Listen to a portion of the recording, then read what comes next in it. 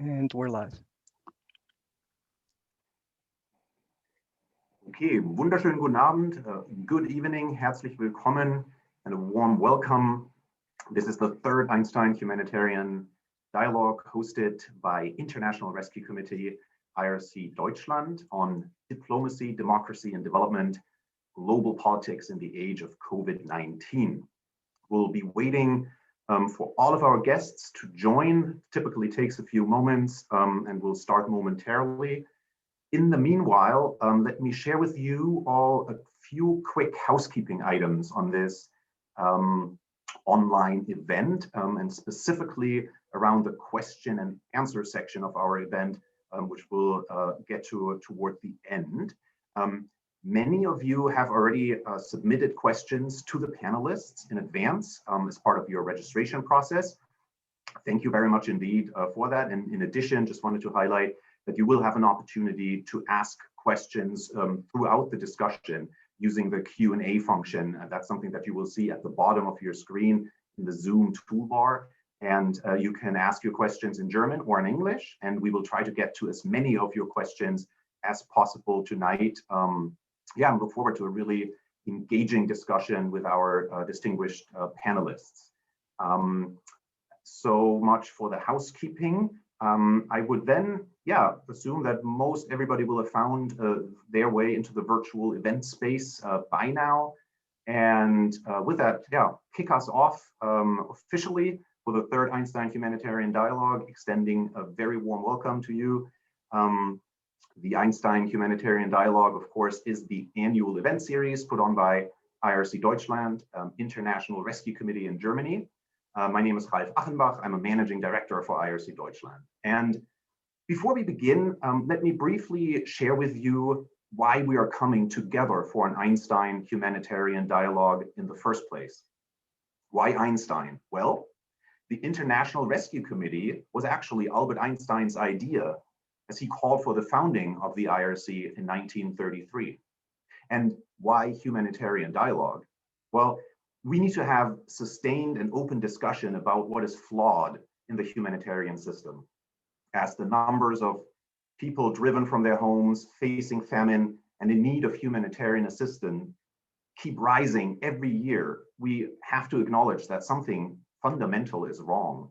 The IRC's 2021 emergency watch list, which you will have received via email prior to the event, paints a really bleak picture of the humanitarian catastrophes that we are anticipating just this year. It's clear that the COVID pandemic has had far more wide-reaching impacts than just moving most of our lives, including this event here, online. Chief among them is that COVID has compounded the consequences of conflict and climate change in crisis contexts. It has further exacerbated humanitarian needs around the world. Hardest hit are women and girls. This means two things. One, our work as humanitarians is increasingly important. At International Rescue Committee, we offer services and support for people seeking protection here in Germany and all 16 Bundesländer, or federal states, as well as in fragile states and crisis contexts around the world. And second, the pandemic also highlights the fragility of democracies and ultimately the failure of diplomacy, putting the very foundation of multilateralism to the test at a time when it is more needed than ever before in modern history. Every humanitarian crisis is also a political failure. Now, what does that mean for Germany as we enter this super election year of 2021 in the run-up to the federal election in September? Now, we at IRC have developed a very specific set of specific recommendations for the next German government to ensure that Germany is a catalyst for positive change for people caught up in crises and in need of protection at home and abroad.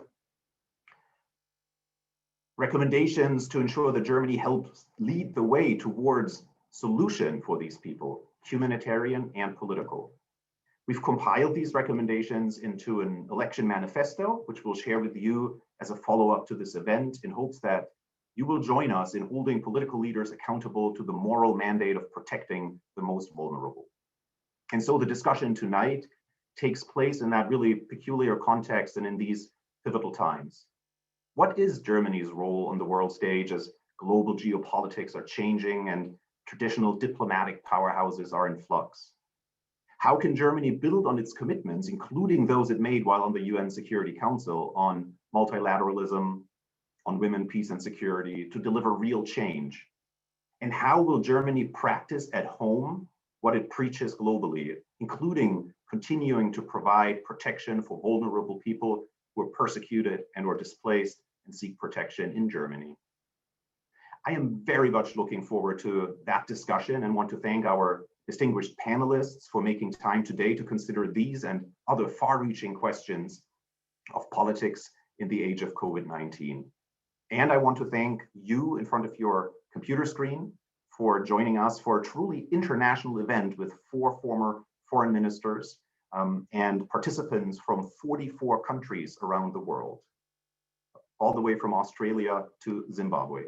In a moment, I get to ask you the first question of tonight's event via a poll, and then I will hand over to Michaela Küfner, Chief Political Editor at Deutsche Welle, who will introduce the panelists and facilitate the discussion and ask the really tough questions.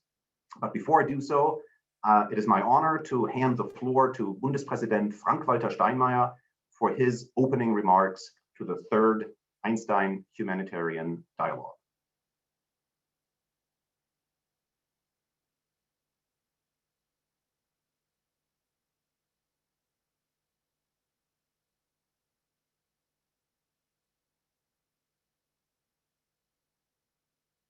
And his greeting will be by pre-recorded video message, which will be playing back soon. Liebe Madeleine Albright, liebe Patricia Espinosa, lieber Joschka Fischer, lieber David Miliband, meine sehr verehrten Damen und Herren. Einen Dialog im Namen Albert Einsteins zu führen, bedeutet Verantwortung und verpflichtet zu höchsten Anstrengungen. Einstein hat uns ungeahnte Dimensionen des Wissens erschlossen. Und er hat in seinem Leben voller Wechselfälle auch als Mensch Maßstäbe gesetzt. Als Wissenschaftler hat Einstein unser Weltverständnis revolutioniert. Doch seine Arbeit auf der Suche nach der Wahrheit ist nicht zu trennen von seinem politischen Handeln, seiner pazifistischen Grundüberzeugung und seinem Einsatz für Menschenrechte. Einsteins Denken und Handeln waren den Grundsätzen der Vernunft verpflichtet. Weltweit verbinden viele Menschen, auch ich persönlich, das neue Jahr mit der Hoffnung, dass die Maßstäbe der Vernunft auch in der internationalen Politik wieder mehr Beachtung und Durchsetzungskraft gewinnen. Einsteins Engagement liegt keineswegs allein in abstrakten Prinzipien begründet, sondern in seinen eigenen Erfahrungen. Nach der Ernennung Hitlers zum Reichskanzler kehrte er nicht mehr nach Deutschland zurück. 1934 wurde ihm die deutsche Staatsbürgerschaft aberkannt, seine Schriften wurden verbrannt, er erhielt Morddrohungen. Sein persönliches Schicksal macht sein Engagement für Opfer politischer Verfolgung so ergreifend und überzeugend. Er hat uns hinterlassen, dass der Schutz notleidender Menschen nicht nur eine moralische Verpflichtung, sondern auch politische Verantwortung ist. Eine Verantwortung, der sich Deutschland aus gutem Grund und historischen Erfahrungen bemüht, gerecht zu werden. Das politische Erbe Einsteins findet im International Rescue Committee bis heute einen wirkungsvollen und konkreten Ausdruck. In 40 Ländern unterstützt das IRC heute von Krisen und Krieg betroffene Menschen. Die über die Jahre gewachsene deutsche Unterstützung des IRC ist ein Beitrag, der aus jener Verantwortung erwächst. Das jüngst vereinbarte Programm zur Covid-19-Nothilfe kommt bis zu 4 Millionen Menschen zugute. Auf meinen Auslandsreisen habe ich in Flüchtlingslagern immer wieder die buchstäblich lebensrettende Bedeutung der humanitären Hilfe gesehen und gespürt. Sie ist eine zivilisatorische Errungenschaft. Sie folgt aus einem Bekenntnis zu einem universellen Wert, dem der Mitmenschlichkeit. Wie sehr wir eine internationale Ordnung brauchen, die auf solchen gemeinsamen Werten fußt, zeigt sich in Zeiten einer Pandemie besonders deutlich. Das Virus kennt keine Grenzen. Seine verheerenden Auswirkungen werden wir erst überwinden, wenn wir seine Ausbreitung überall auf der Welt stoppen.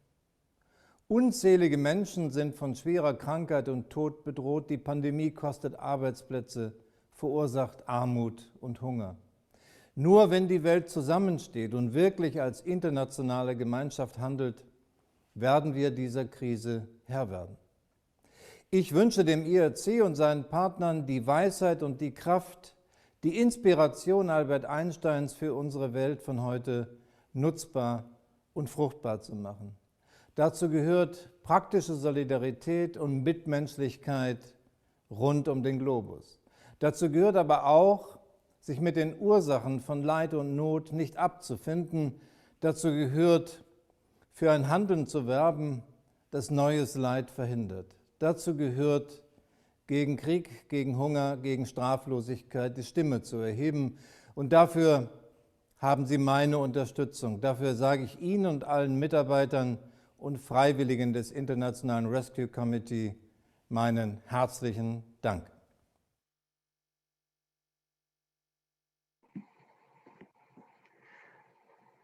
Thank you, Bundespräsident Frank-Walter Steinmeier, for setting the stage with this really profound statement. I'm sure we will get back to many of its ideas and thoughts in the discussion that follows. But before we do so, as I said just now, it is my pleasure and honor to ask you the first question of the evening, and we will do so via poll.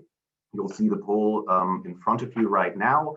And the question is, werden Deutschland und seine multilateralen Partner ihrer moralischen Verpflichtung zum Schutz von vulnerablen Menschen gerecht?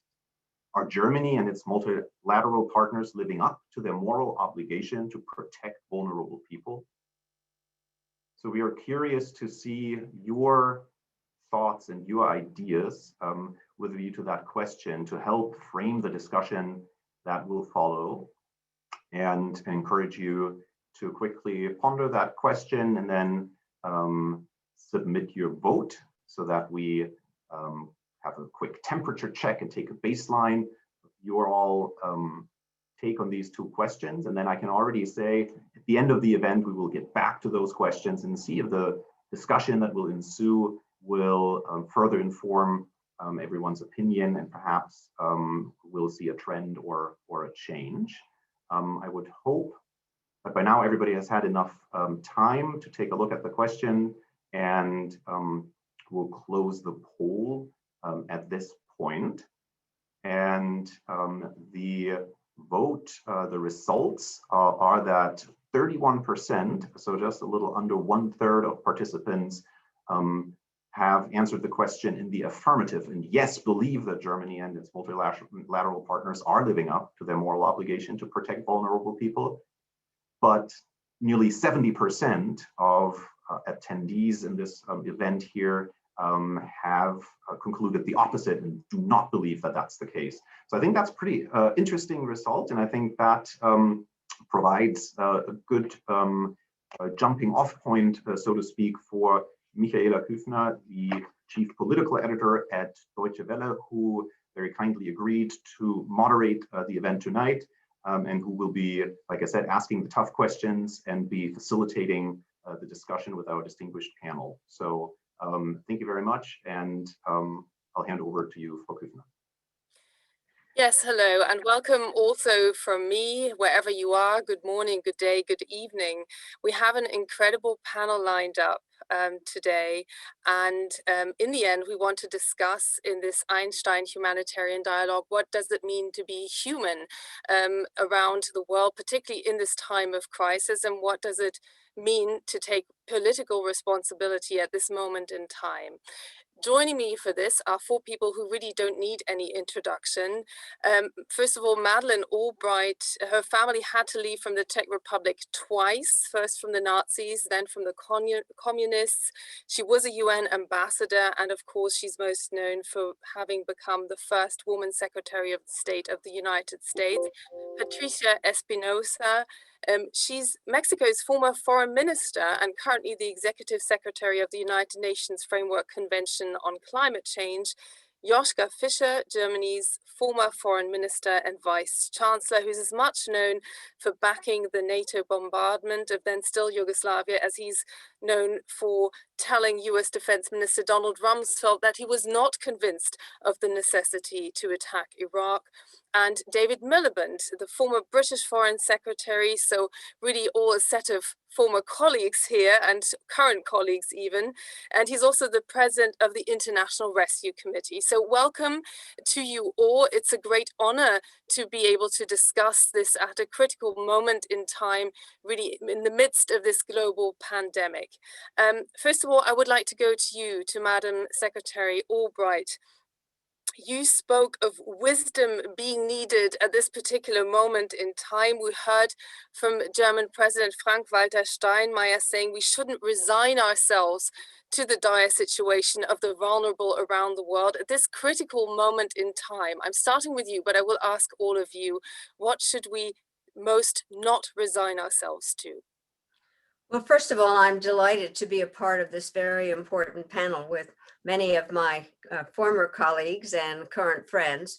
And I think you have asked a key question in the following way, because the situation in many ways was dire before the COVID crisis, where people were displaced as a result of wars in the Middle East and in other places, and also some as a result of climate change. And all of a sudden, we have this whole new disaster of the virus that, as was said by the president, which knows no borders. And part of the problem is that each of the countries, basically, there's the question of what responsibilities we have. And one of the difficult parts, and especially for those of us that have been former foreign ministers, is the consideration of domestic policy in the countries that we represent.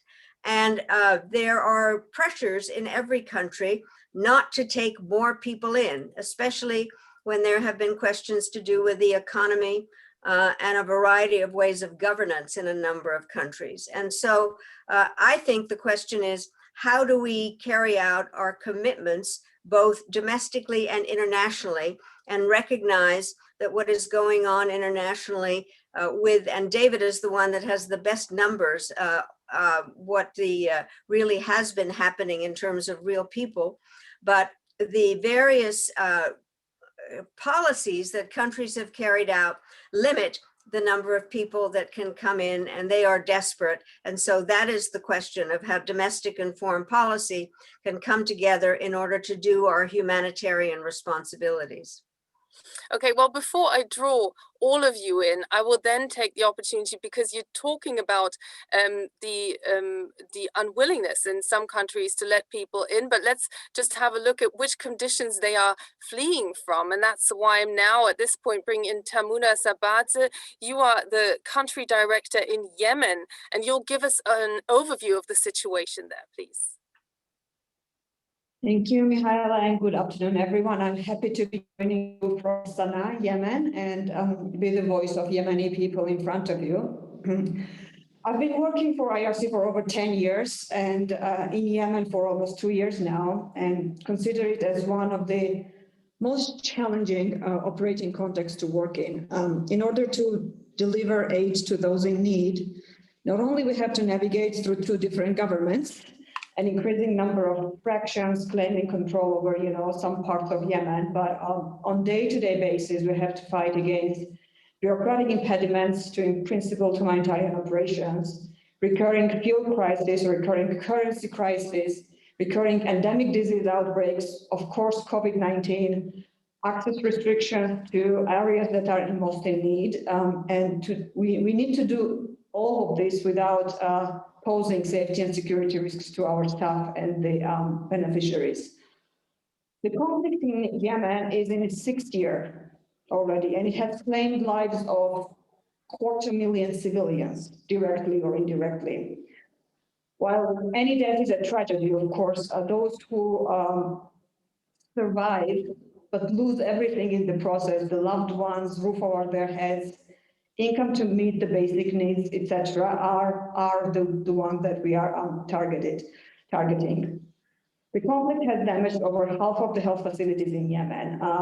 They have forced over 2 million children out of schools and displaced almost 4 million Yemenis who right now live in makeshift camps or barely can afford a roof over their heads. Humanitarian agencies like the International Rescue Committee, we are on ground and supporting millions of Yemenis every year, but we need help, not additional obstacle from the global community. When I say additional obstacles, one recent stark example stands out. Of course, I'm talking about the designation of Ansar Allah, the controlling de facto authorities in half of Yemen by the US government. As one of my Yemeni colleagues put it, designation is a weapon that doesn't discriminate. The example she used was it's like hitting a whole sanctioned area with a big bomb, which might harm the initial targeted group, but will surely harm millions of civilians in the process. We do acknowledge that the US government issued general licenses, broad licenses to enable continued flow of the humanitarian aid, but we remain extremely concerned about the impact on the commercial sector and their desire to completely de-risk their businesses. Prices are already going up. It's been, 1 week since the designation became effective, and the prices are already going up. Fuel is already scarce. And more so, we remain concerned about the impact on the peace process, which is the only hope to ever normalize the lives of the millions of Yemenis. It's impossible not to mention COVID, right? With just over 2,100, imagine 2,100 confirmed cases in Yemen, even if we know that this number is definitely not accurate. Yemenis are not concerned about the consequences on their own health, just like the rest of the world is, but they are absolutely concerned about the negative economic consequences. The economic decline and drastic reduction in remittances from the Yemenis working abroad are forcing families who were barely meeting their basic needs before to slip into the conditions where they cannot afford to feed themselves. We, as an IRC, we have stepped up our cash program to prevent the families falling into a famine-like conditions, but it is just a drop in the ocean. The famine figures are dramatic. 16 million people are food insecure in Yemen. So to close it off, everything that I mentioned before, the conflict, the designation, COVID, brings us to the imminent risk of famine for the millions of Yemenis. This is the condition when nothing else really matters much, no physical health, mental health, hygiene, education for your children, self-realization, nothing else really matters when you're hungry. And as I mentioned above, we need help. Yemenis need help, and this help is to support the efforts of the UN to achieve an national-wide ceasefire and return conflicting parties to inclusive negotiations. To provide economic rescue package, including scaling up humanitarian aid, but also providing foreign exchange resources to stabilize the economy. And use all diplomatic channels to encourage the youth administration to revoke the designation to avoid unprecedented deterioration of the already critical humanitarian situation here in Yemen. That is all from my side, and thank you for your attention. I hand it back to you, Michaela. Tamuna Sabaz, thank you very much, most of all for your valuable work and for sharing this with us and really hitting home what conditions there are, particularly in Yemen, but also in other places around the world. I would like to come to you, Secretary Espinosa, because you've heard such reports before. On top of such dire conditions, we have the issue of climate change, which is an overarching issue, and we're just leaving out the pandemic for a moment. Can you just give us an impression of what the kind of responses you are currently getting from countries when it comes to the issue of climate change, and also assisting countries that simply are not even dealing with this issue for themselves at this moment in time, like Yemen, because they have several layers of a conflict and a famine to deal with, or to not deal with at this current moment in time?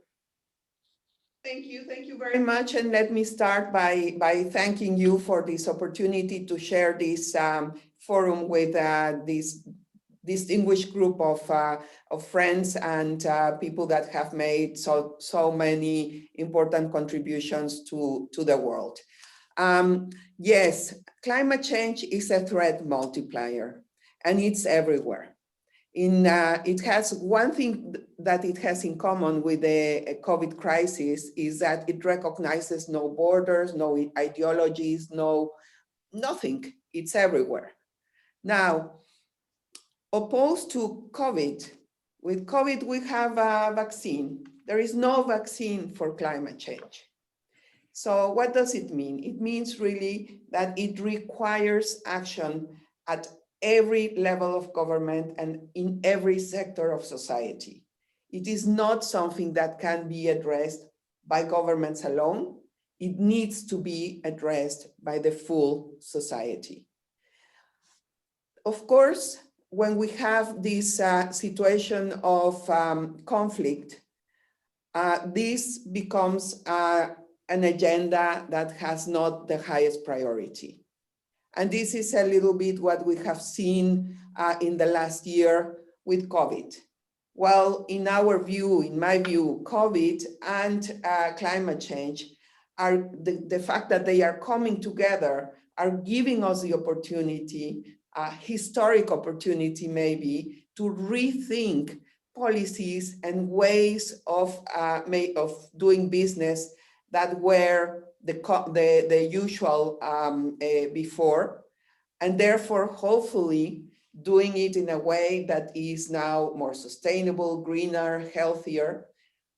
At the same time, that implies that we really need to go towards deep transformations.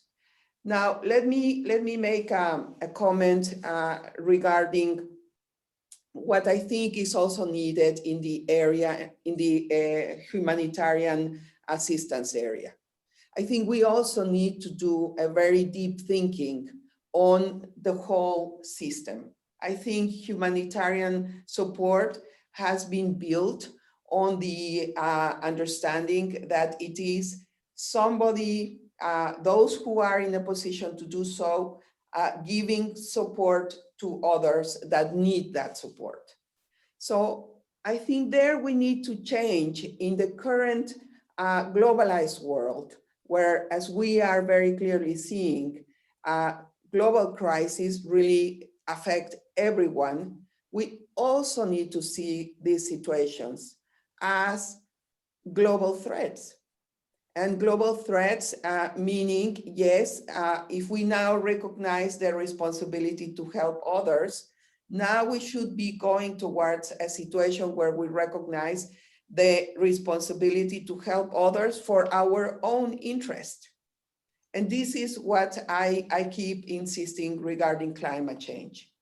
If we are going to really stand a chance of addressing climate change, and inheriting a cleaner and greener and healthier world to our successors, then we really need to realize that unless, and there I want to say I fully agree with President Steinmeier, we really need to realize that unless we really act together in our own self-interest, we won't be able to overcome this terrible crisis.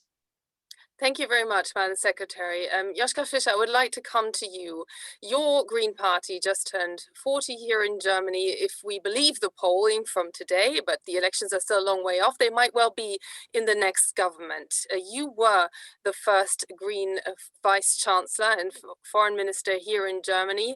And also you had to deal with a humanitarian catastrophe on the borders of Europe during your time. You know very much what the responsibility to protect means. Can you just tell us what is your prediction and what is your concern? Will the national reflexes that we're also seeing in this pandemic in the end define what policy making means in Europe and further afield? Well, I think the pandemic crisis will force at least the Western governments, but I think even beyond the West, will force governments and public opinions more into cooperation, because it will be understood that this is a crisis which was said before, will not stop at borders. And it's not a question whether you are rich or poor.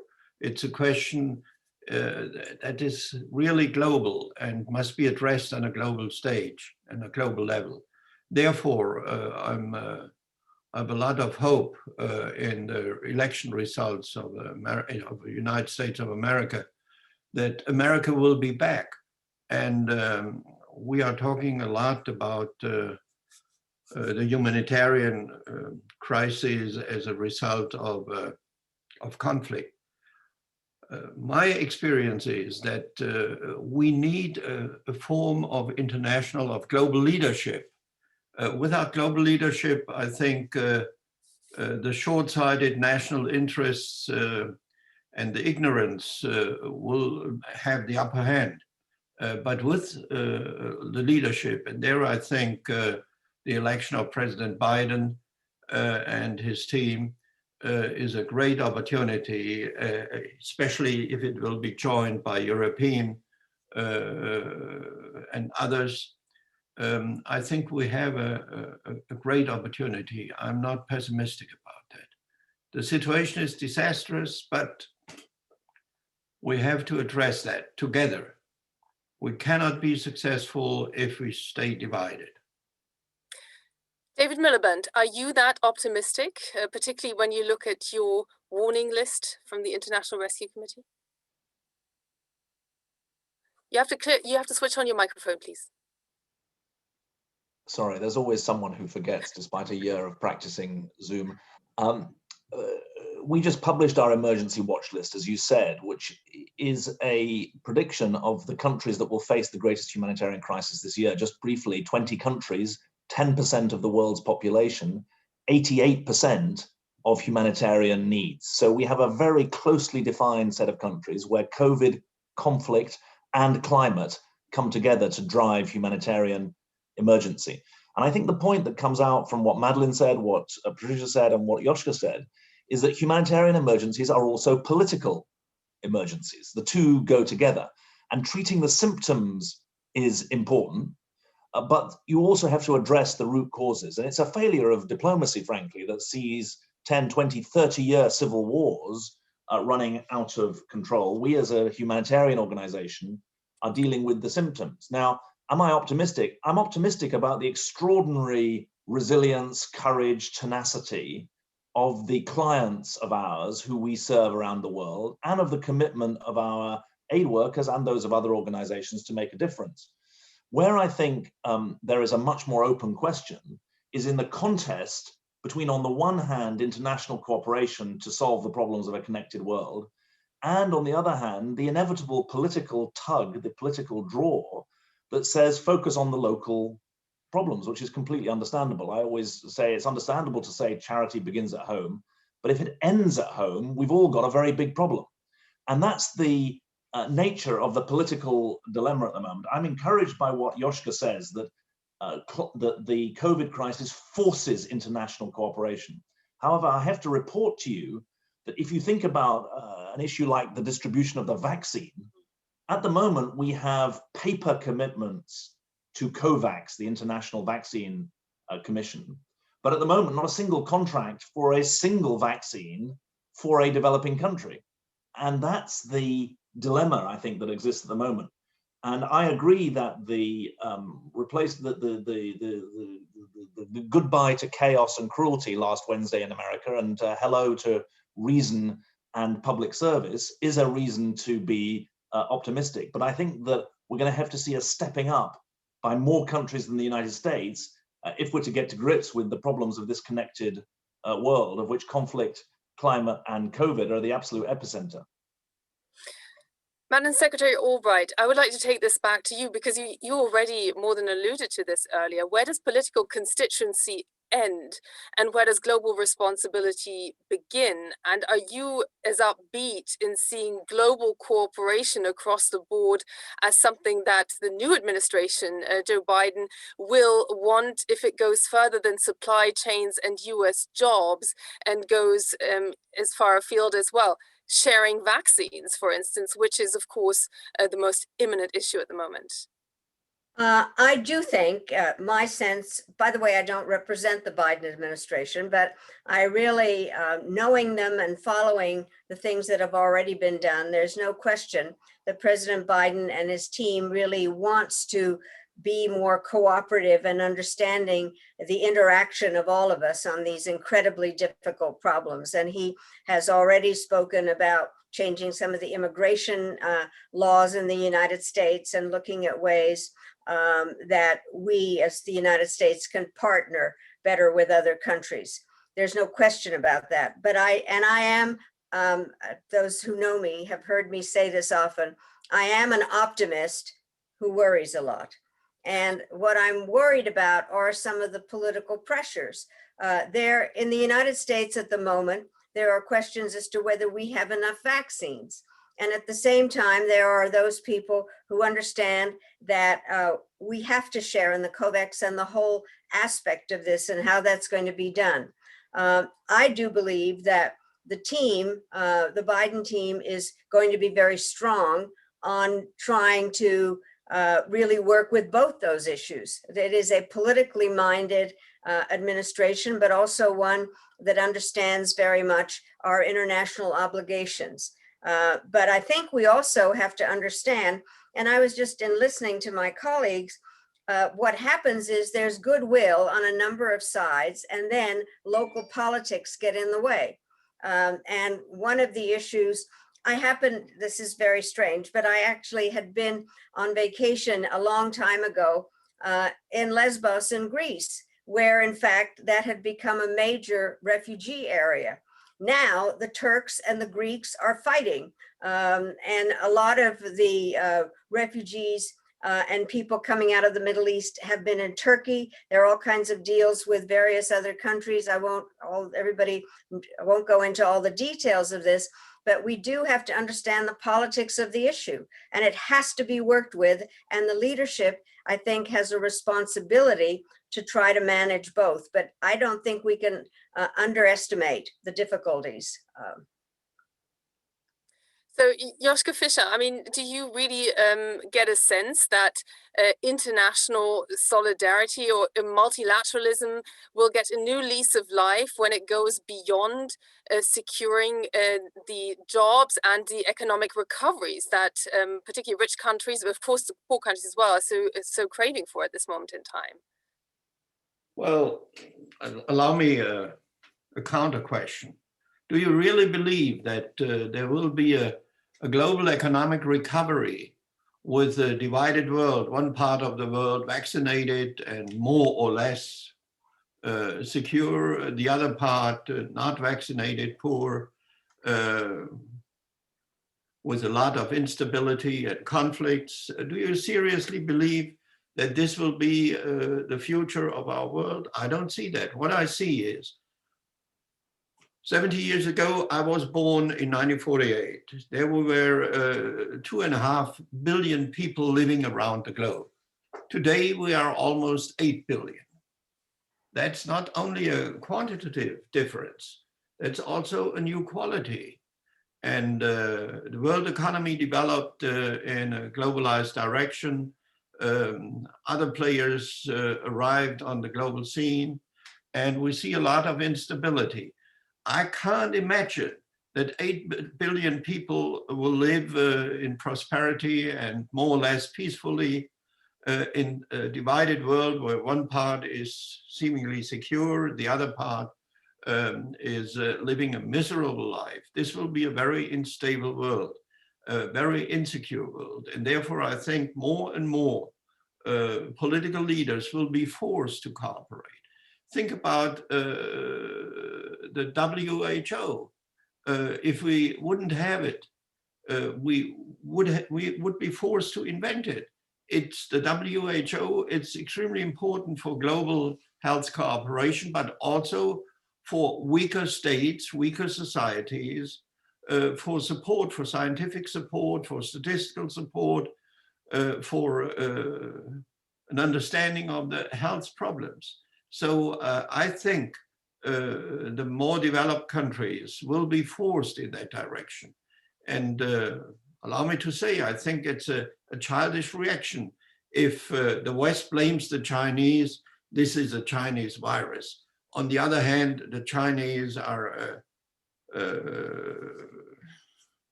very proud that they seem to have fixed the problem of the COVID crisis in a better way than Old West. So this is very childish because it creates only losers on both sides. What we need is cooperation. What we need is a serious cooperation. But there, on the other side, are the political rifts, are the political contradictions, different interests. And that's the permanent challenge, to balance that. We are not living in a perfect world. We will have to deal with such differences. But the crisis, from my experience, lifelong experience, a crisis is always an opportunity, a pressure, which makes us move in the right direction. As human beings, we are more or less dependent on crises, because without a crisis, it's hard to move, to convince majorities to move in a certain direction. But with a crisis, it's doable. So, let me take that to Secretary Espinosa then, because there may now be more adults in the room, but does that mean there is less short-sightedness and the risk that Secretary Albright also raised, that local politics can always get in the way when you're looking at such a profound and long-term threat, whether it's the pandemic or whether it's climate change? So is that your experience? I would say that I fully agree with the point about the difficulty in reconciling the local politics or the national politics sometimes with the international cooperation and multilateralism. I think this is very, very clear, and it has to do, of course, with the human nature. Of course, if we are thinking right now about the vaccine, the first thing we want is I want my mother to be vaccinated, of course, before my neighbor. I think that's very human, and we have to understand that. At the same time, I think that what has really evolved is the reality of our world. Previously, we were able to really have a certain situation, a certain crisis, be confined to a specific place. Now, this year, or last year, and this, what we are seeing is what a global crisis can really look like. In the case of COVID, this is the first time, I would say in history, where every person in the planet has been hit by the same kind of threat at the same time. In other moments, if we look at other crises that we have gone through, they were They started in a specific place, then they went to a region, a part of the world. Sometimes some crises didn't even hit the whole world. Now, this has changed. The reality has changed. And this is where I would also very much agree with Joschka Fischer, that this just shows that politicians and decision makers will need to take a clear position at this reality. If we look at the private sector and what the private sector is doing regarding climate change, I think it's remarkable. We are there looking at the private sector, taking into account, this is a risk for me. It's not about trying to take care of somebody else's problem. It is a risk for me, and therefore I need to react. Let's take the case of the Green Deal. We have in Europe, Europe has been able to put together a very ambitious Green Deal. And I certainly hope that we will see full implementation as soon as possible.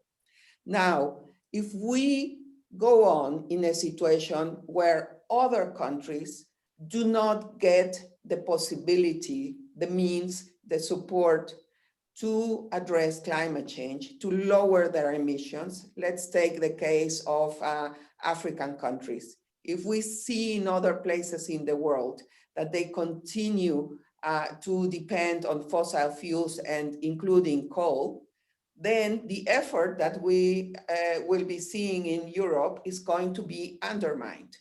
Right. So I think this reality has changed.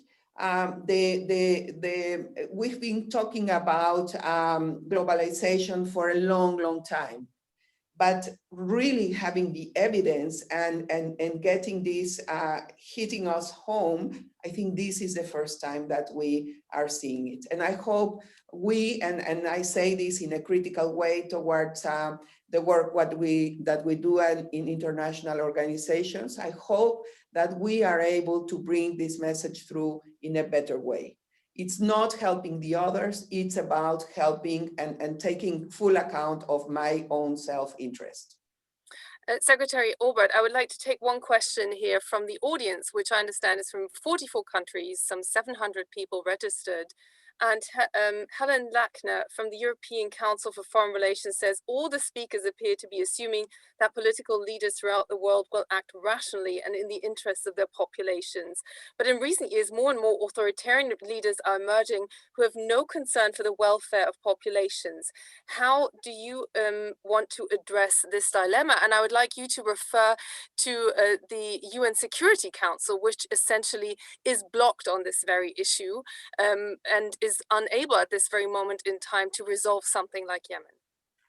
Well, I would like to be as optimistic as Joschka and Patricia, but I really was thinking about the kind of question that was just asked, which is that we are in a peculiar time in terms of divisions in society where, and I wrote a book, it was called Fascism, A Warning. And what happens is instead of getting enlightened leaders, you get leaders that are working off of the fact that they align themselves with one group at the expense of another and make that one a scapegoat. And I am worried when economic situations don't work very well that, and we've seen this in a number of countries, the United States is trying to get out of that kind of a period right now, where we had a leader who was dividing us. And so I think that there has to be explanations that take place that blend this idea of concern about what's happening domestically with our interests internationally, because they do go together. But when you see organizations blocked, like the Security Council and other, I'm known as multilateral Madeleine, but the bottom line is sometimes it is harder to persuade because there is not enough domestic support for people that represent their countries. I love being on a panel. Joschka Fischer, you were talking about him during the Yugoslav situation. He was absolutely instrumental in getting us to be able to do something because of the past experience of the country that he came from, and would just flat out say, this is what the Nazis did in terms of ethnic cleansing. And I think that what has to happen now is, I hope in the American leadership, that there is a direction of saying that what just happened in the United States politically is not the way that we really behave, that we have to understand the connection between domestic and foreign. And if there are people suffering from the virus in another country, not only does it affect them, but it affects us.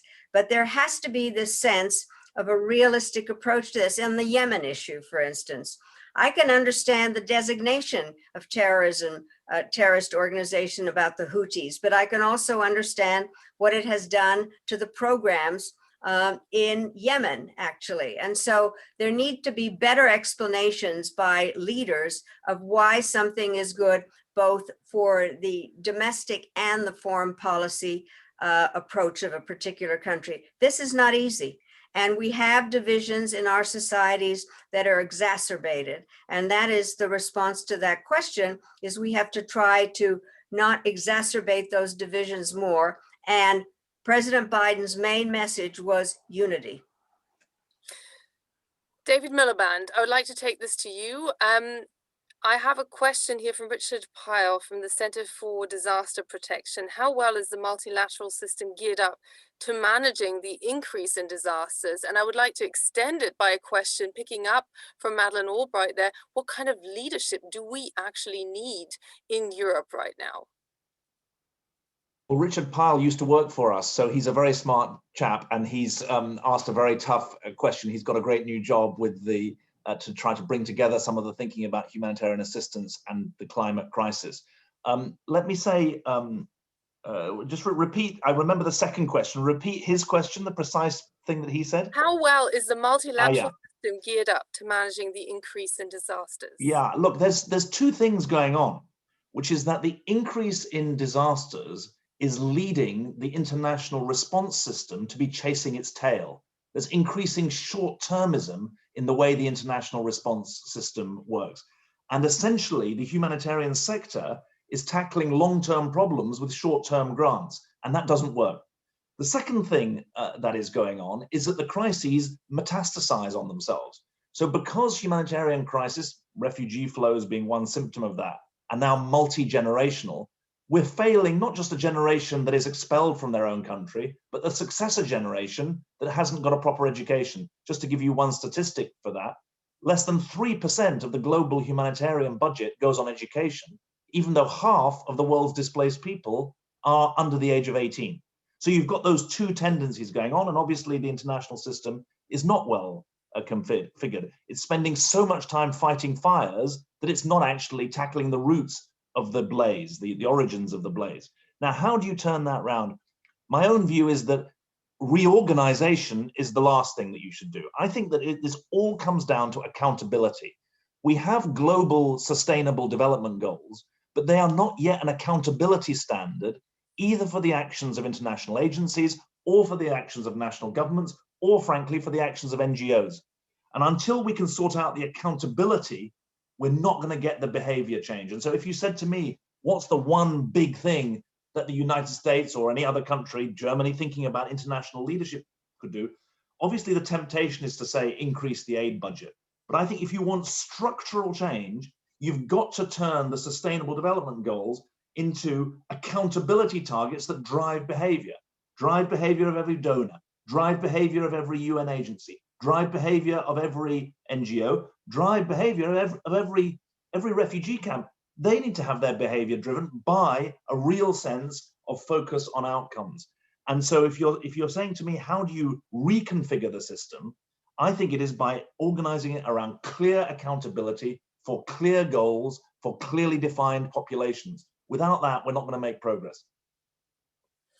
Now, we have another example to showcase what kind of international crises are going on, but also what a way out of crises can be. And women, both female leadership, but also women in any society, are seen as a potential driver for change. Let's just look at this short clip from women's rights activists in Uganda and look at a couple of facts and figures there.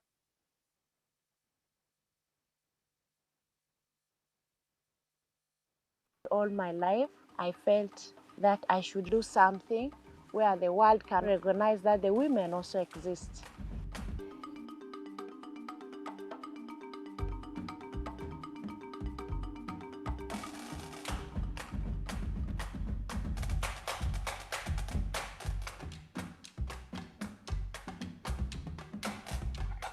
What man can do, a woman should do. They say girls are not supposed to be educated. And when you educate a girl, you lose your wealth.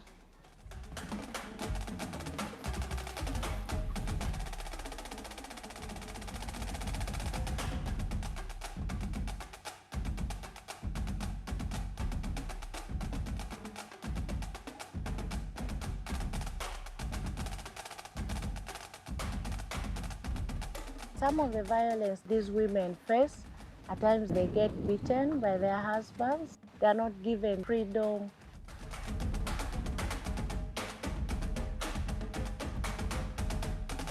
They tell men that women should be given their rights. They should not agonize these women. They should look at them as equal.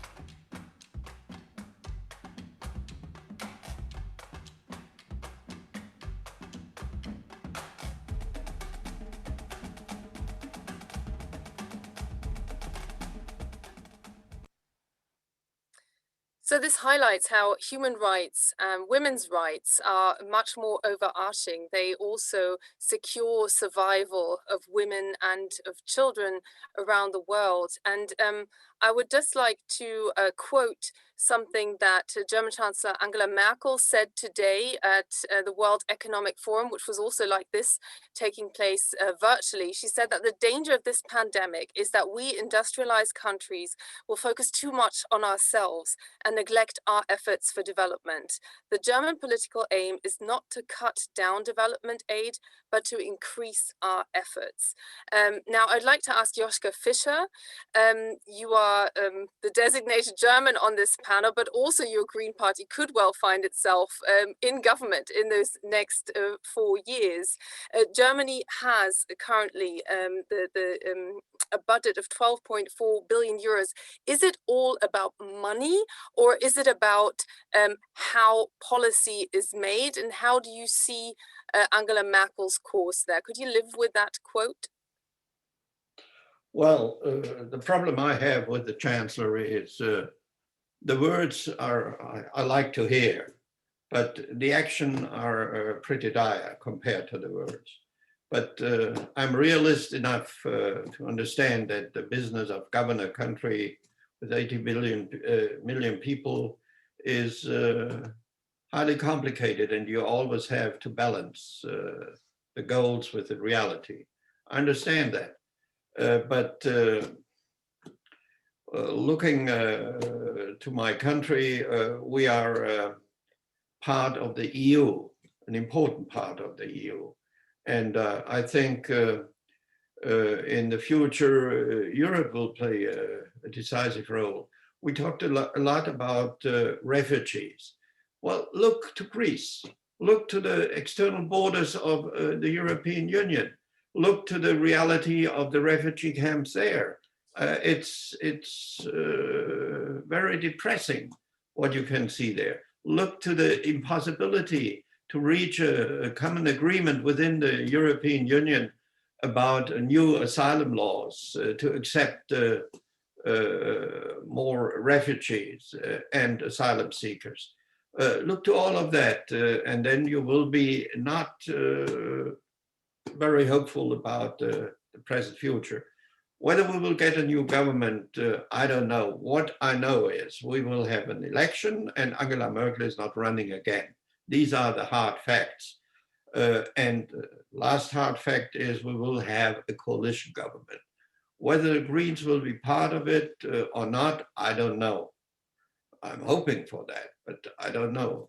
But I think these new world we are discussing here, with many old problems, very depressing problems, it's a huge challenge, and I'm pretty optimistic that my party will be in a strong negotiating position to convince the Conservatives to do more and to do much more in this direction. Madam Secretary Albright, I know you're not the Biden administration, but you're in very close touch with them. Can you give us a prediction on how much of a focus a Biden administration will have on looking at deeper issues like global supply chains, for instance? Also here in Germany, we saw an announced aim to make a supply chain law be signed into law during this administration. We're not quite sure whether that will actually be completed by the end of it. And that would have obliged or may oblige companies around the world to meet human rights standards, which could become a game changer in communities, but even in entire countries. Is this a route that you could imagine a Biden administration taking, or is the focus elsewhere?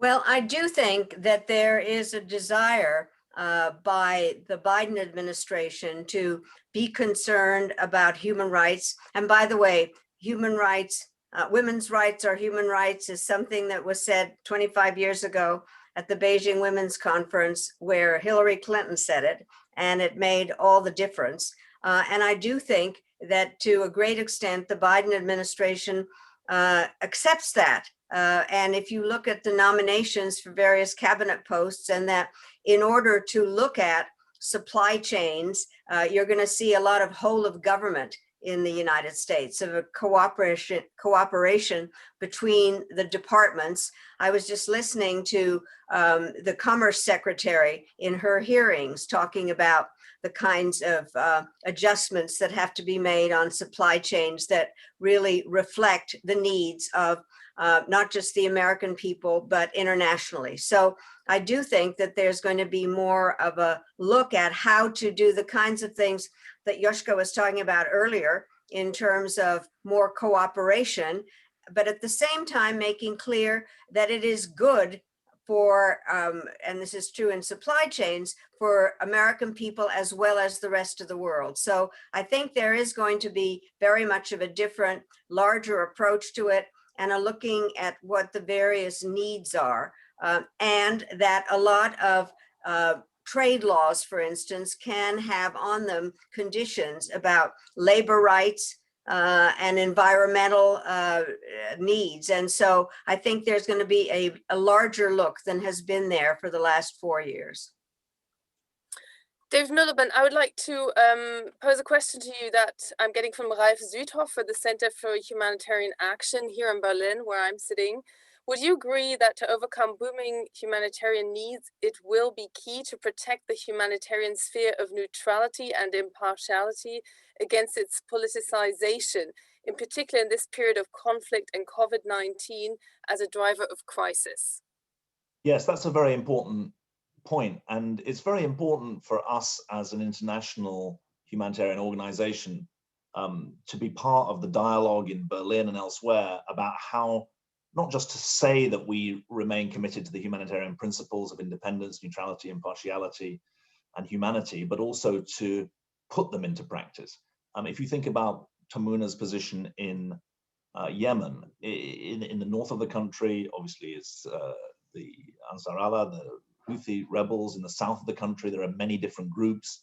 We know in the conflict spaces that exist around the world, there's not just increasing foreign engagement in civil wars through proxy fighters, there's also increasing fragmentation of non-state actors. And so this means that our commitment to independence and neutrality is incredibly testing. But our approach at the International Rescue Committee is to be clear that we have a responsibility to bear witness to what our clients are suffering but we also have a responsibility to make sure that we're not on anyone's side when it comes to the conflict. And by recruiting local staffers, by ensuring that we work with the consent of local people, we find that actually that's the best insurance policy that one can have for the sustainability of our action, as well as the quality and independence of it. Secretary Espinosa, I would like to ask you, how politicized is the debate when you talk to individual governments over meeting climate targets? Well, you know, as with so many other areas, of course, addressing climate change is an issue of political decision-making. It has a basis of a scientific basis. There's a lot of elements that are partly also technical, but in decision-making, in defining policies, in defining goals, we are really talking about political decision-making.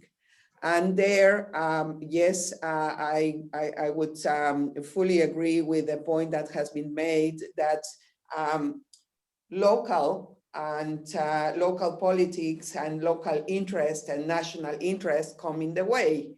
So yeah, it is an extremely difficult scenario.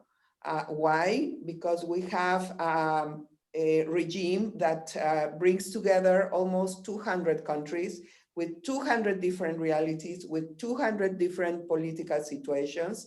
The magic of this is to really bring all of them aligned towards a common goal.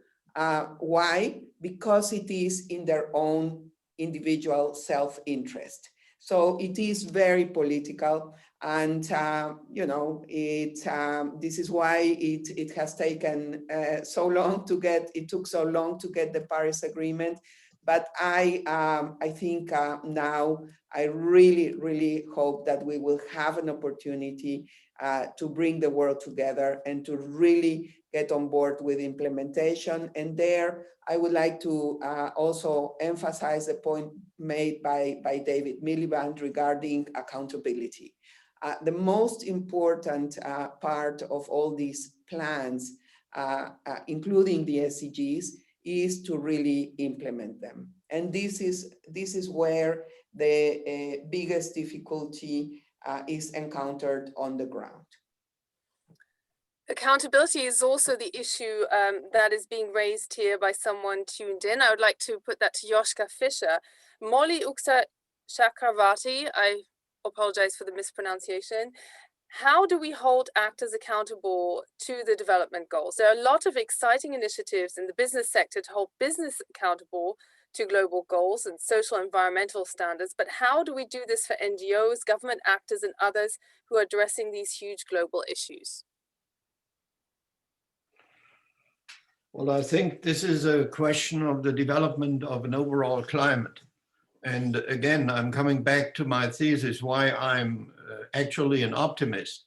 The crisis will change the public discourse in different nations, in different civilizations. The pressure will be felt also according to national interest. And compare our present times to the 90s. In the 90s, we had we made terrible experiences. The genocide on the Balkans and breaking up of Yugoslavia, ending in Kosovo, and the genocide in Rwanda. It were horrible experiences. And the consequence out of these horrible experiences was the idea of created by some activists inside and outside government, the idea of responsibility to protect, that the international law cannot be the protection mechanism for genocidal murder. And there was the great idea of responsibility to protect. But then I would say, as a result of badly conceived wars in the Middle East, this idea is almost disappearing. And what we need is a revival of such multilateral great ideas, what we can do together and what must do, and that all the different regimes must held accountable for that. It's not, I would think it would be a terrible mistake if you reduce the human rights issue only to the Western civilization. It must be a real global idea, and we must work on that. So I think this is very important. I know it's highly complicated. If you see the behavior of China with the Uyghurs, it will be a hell of a complication, but it must be addressed. This is my answer. I don't know an easy answer for that. Secretary, we need a change of the mentality. Secretary Albright, you were calling for wisdom earlier. Given that this is also a question of the credibility of democratic systems to deliver, not just to their own populations, but also to show a human face also to migrants coming here. And also looking, you referred to Lesbos, how tough the reality is for migrants on the border of Europe. Again, what kind of debate do you have with Joschka Fischer about his optimism? Well, I am, as I said, an optimist, and I also believe in using a crisis as an opportunity. I think that what does have to happen is I would wish that countries have better immigration policies that understand this. And I'm very proud of the first steps that the Biden administration took in terms of changing some of the more recent immigration mistakes that were made in the United States. And what President Biden has done is present a sweeping immigration bill to Congress that really provides a pathway for status and security for 11 million migrants. And the reason I raise that is that there were some countries that were saying, why should we make exceptions for migrants if the United States is doing the opposite? And one of the other things that President Biden has said is that we need to show the power of our example rather than the example of our power. And so he is, I think, showing a very good example with one of his very first moves as president that has specifically to do with immigrants, and also that we need to have new legislation. The truth of the matter is every country does have a sovereign right to have the kind of immigration policy it wants, but one would hope that it could be generous. And I think in this regard, Germany has been more generous than anybody kind of around. And I am appalled at some of the lack of generosity in Central and Eastern European countries specifically. And that has complicated the movement of migrants that are just trying to get out of the most dangerous areas in the Middle East or North Africa. So this can't be just one European country. There has to be a European approach to it. And I hope very much that American change in this will also be a motivating factor for the Europeans. Your family history is a history of migration. You have Czech roots. How has that shaped your outlook on policymaking? Well, for me, I have to say, I am framed by my background. My father was a Czechoslovak diplomat, and we managed to escape to England during World War II. And then after the war, we came back. My father, and this is where my life is so crazy, was ambassador to Yugoslavia, of all places. And then the communists took over in Czechoslovakia, so we escaped again. And I described myself, I was at a dinner not long ago, and I was asked to describe myself in 6 words. And I said, worried optimist, problem solver, grateful American. And I am grateful. I became a citizen when I was in college. And I speak often about my immigrant background and hoping that I give back to America. And I think that very much immigrants do want to give back. So it has shaped an awful lot about my background. And I think that, by the way, Tony Blinken has just been, he has been voted in as Secretary of State, and his family also has an immigrant background. So does David Miliband's. I think that in so many of us are shaped by our backgrounds, and mine is definitely shaped by the fact that I was received in the United States, and I am a grateful American. David Miliband, the whole migration debate is something that also drove Britain into Brexit. So when you're hearing of the aim or the optimism that this will be tackled more globally, how does that resonate with you, and where do you hit limits with governments in your role for the International Rescue Committee, trying to convince governments that it's in the mutual interest to show a more humanitarian side? Well, the people that we serve at the International Rescue Committee are people whose lives are shattered by conflict and disaster and persecution. They're refugees, not people who are choosing to migrate from one country to another, but people like Madeleine Albright twice over, people who are forced to leave their own country for fear of their lives. The Brexit debate, ironically, was not driven by large numbers of refugees. It was driven by, in part, by migration within the European Union. It wasn't a racial issue because many of the intra-European migrants were from Poland or Lithuania.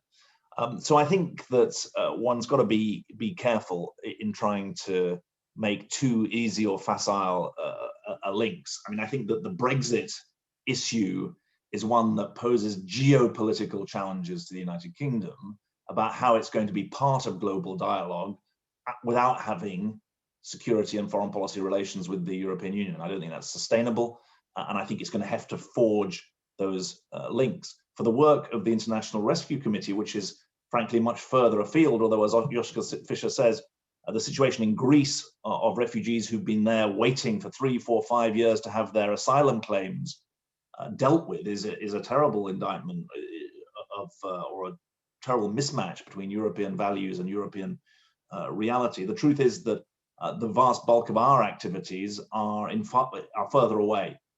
And so I don't think they're directly relevant to the Brexit debate. And I always try and say to people that migrants or immigrants and refugees are different. It's not that one is better than the other, they're different. If you choose to migrate from one country to another, that's one thing. If you're forced from your own country, that gives you a different legal and I think moral set of rights. And the people that we're trying to help are those who are forced to leave their home through no choice of their own. And this can be through conflict, but also through droughts, through the effects of climate change. Secretary Espinosa, I have a question here from Daniela Kite from Gratias Partners. She says, please comment on the increasing wealth inequality in the world. If you could pick just one thing that governments can do to address it, what would that be? Or if you could pick one thing for global philanthropy to address, what would it be? Well, that's a very, very difficult question. But let me say about wealth inequality. I think we are really experiences a crisis of the institutions, and in the root of that institutional crisis and people not believing in institutions, not believing in political parties, not believing in international organizations, has to do with the inequalities, and it has to do also with the unfulfilled expectations.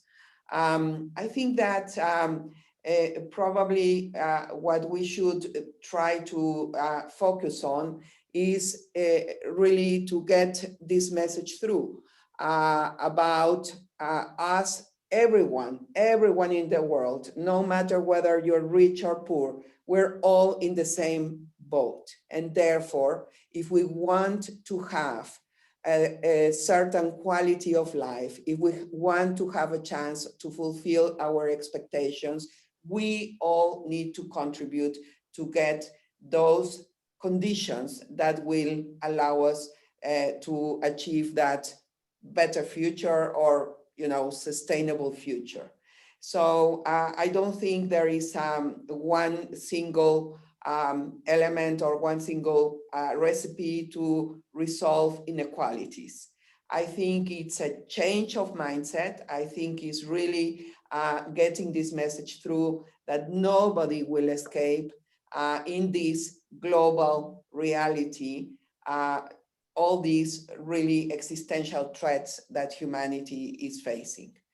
I would like to say a word on the question of migration, to emphasize that in my view, and I think that I build on what Madeleine and also David were mentioning.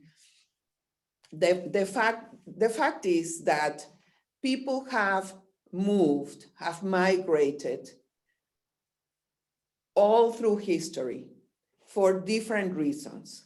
That's a reality, and there have been no obstacles that have been really able to contend that, to avoid that. Therefore, I think it is very important. Again, I go back to the issue of cooperation and dialogue. I think it is very important to realize that the movement of persons can only be addressed through dialogue and cooperation. I mean, if we want to really serve the best interest of those who migrate, and also the best interest of those who receive those migrants. And this, in my view, yes, I fully agree with David. Refugees are it's a completely different situation. But at the end, the assimilation of those refugees or migrants in a new society goes through similar situations. It goes through acceptance of the fact that migrants enrich the countries where they are, where they come and then give their best. And we have here just amazing example of Madeleine. Madeleine has made incredible contributions to her country. So I just wanted to underline again this issue about cooperation in this global environment. So Secretary Espinosa, just in one word, what leadership quality is most needed to use this moment of crisis for an opportunity not to have a rollback in what has been achieved, protecting the vulnerable when it comes to world hunger, but to turn it into an opportunity? Which leadership quality is needed right now? Well, I would say that it's courage.